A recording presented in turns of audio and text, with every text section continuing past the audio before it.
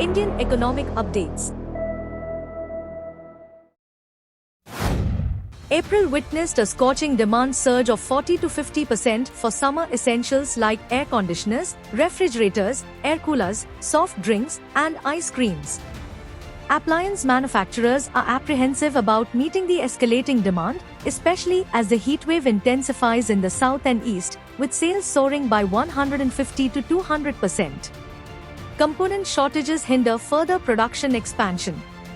Food and beverage companies, however, remain optimistic, gearing up for a robust summer. Ice cream sales have already surged by 40%. Beer and soft drink manufacturers anticipate a strong season, with record launches and enhanced distribution. Despite dry days due to elections, beer demand remains high, prompting deeper market penetration efforts. India's pharmaceutical sector is poised for a significant shift from generics to innovative drugs, expected within 2 to 3 years as more companies invest in advanced technologies. While Indian firms historically focused on generics, entering the innovative drug market is challenging due to dominance by giants like Pfizer. Despite hurdles and competition from China, Indian firms like Dr. Reddy's and Glenmark are investing in research. With governmental support, India aims to emerge in biotech drugs, albeit a slower trajectory compared to China. As global dynamics evolve, India's quality workforce positions it favorably for pharmaceutical innovation. IFC plans to boost investments in India to over $4 billion this fiscal year, focusing on climate finance.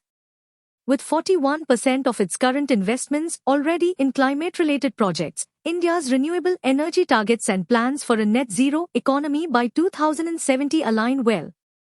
Investments include Mahindra & Mahindra for electric vehicles and Napino for battery technology.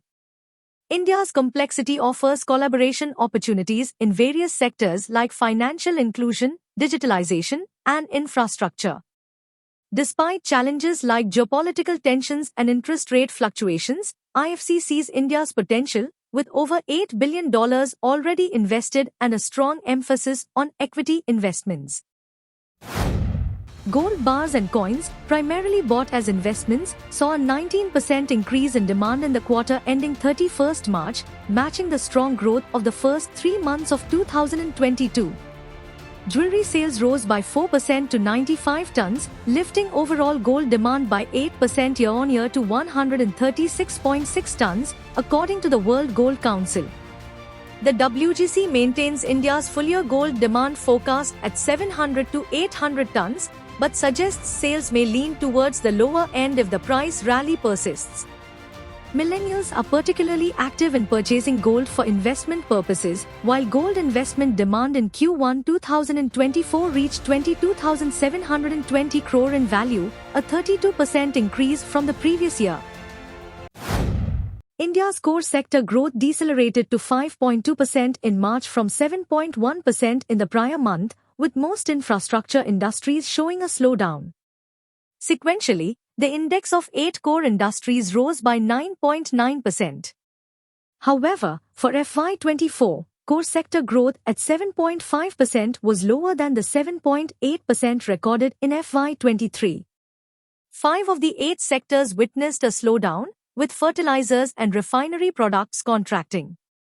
Cement recorded robust double-digit growth of 10.6%. Energy production reached a 5-month high at 8%, driven by electricity generation.